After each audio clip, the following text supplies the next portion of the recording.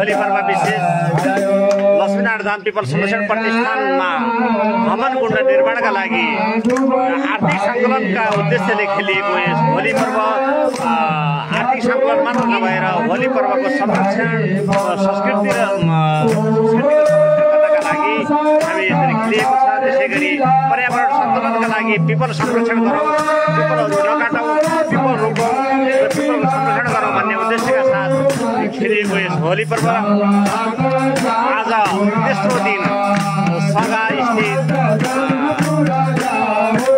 टोलहरू बस्तीहरूमा हामी आज यसरी होली मनाइरहेका छौँ। धर्मानुयायी संस्कृति प्रेमी पर्यावरण प्रेमी महानुभावहरू लक्ष्मीनारायण धाम पिपल संरक्षण प्रतिष्ठानमा आर्थिक सहयोग, भौतिक सहयोग र विभिन्न किसिमका सहयोगहरू गर्न सक्नुहुनेछ। जो जहाँ हुनुहुन्छ तपाईँहरू आफ्नो ठाउँबाट सहयोगका लागि तयार रहनुहुनेछ भन्ने हामी अपेक्षा गरेका छौँ। र अहिलेको हाम्रो उद्देश्य विशेष गरेर जो लक्ष्मीनारायण धाम पिपल संरक्षण प्रतिष्ठानमा हवन कुण्ड निर्माणका लागि खेलिँदै गरिएको यो होली अहिले आज हामी होली पर्वको तेस्रो दिन सगा टोलमा छौँ र यसै गरी हामी तपाईँको टोलमा पनि आउँदैछौँ। सहयोग गर्नुहुने सम्पूर्ण धर्मानुयायी संस्कृति प्रेमी महानुभावहरूमा हामी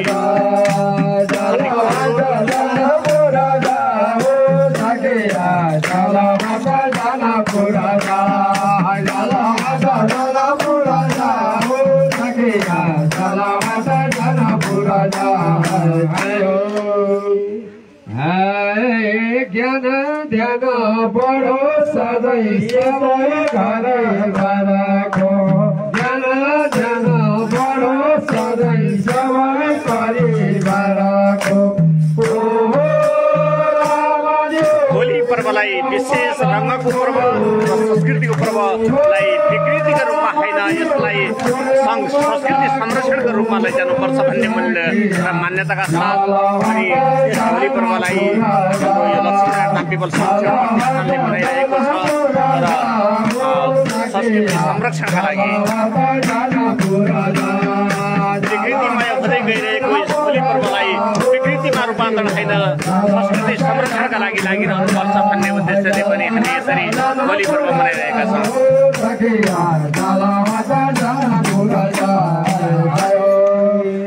रूपौँ पिपल काली नदी तिरैमा रूपौँ पिपल काली नदी तिरैमा सीताजीलाई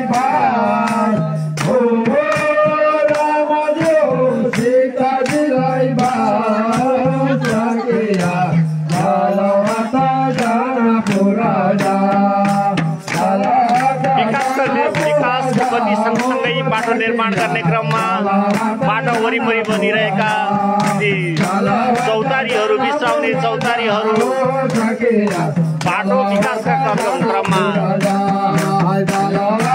भएका पिपलहरूको विनाशसित सँगसँगै यसरी पिपलहरूको विनाश भइसकेको अवस्थामा पिपल संरक्षण गर्नुपर्छ भन्ने उद्देश्यका साथ लक्ष्मीनारायण धाम पिपल संरक्षण प्रतिष्ठानले कालीगण्डकी किनारमा 108 पिपल संरक्षण गरेर त्यसको प्रतिष्ठा पनि गरिसकेको छ र त्यहाँ विभिन्न खालका मन्दिरहरू निर्माण भइसकेका छन्। त्यसै गरी यस धार्मिक पर्यटकीय रूपमा विकास गर्ने उद्देश्यले रम्बा गाउँपालिकाको धार्मिक पर्यटकीय क्षेत्रको रूपमा विकास गर्ने उद्देश्यले सञ्चालित यस लक्ष्मीनारायण धाम पिपल संरक्षण प्रतिष्ठान जुन कार्य छ यसका निर्माणका लागि तपाईँहरूको साथ सहयोगको अपेक्षा पनि हामी गरिरहेका छौँ।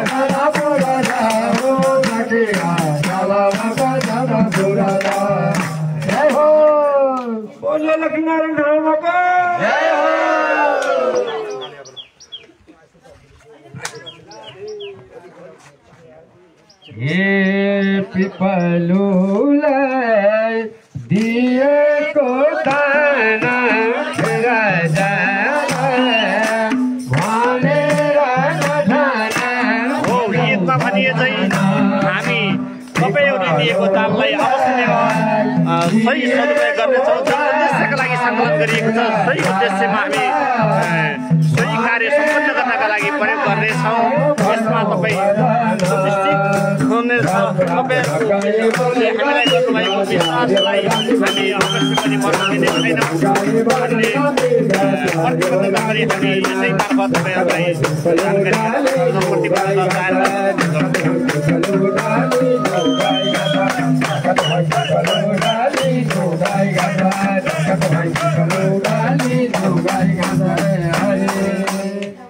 हे दुई हातले दिनु हो हजुरले हजार हातले दिने छन् रामले भजौ भजना दुई हातले दिनु हो हजुरले हजार हातले।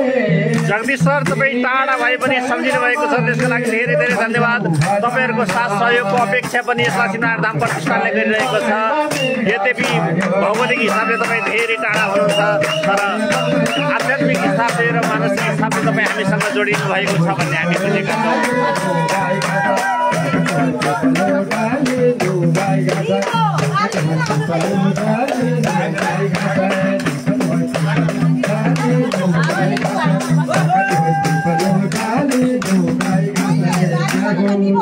बोलिए लक्ष्मीनारायण धाम की साह्रै रमाइलो भयो है।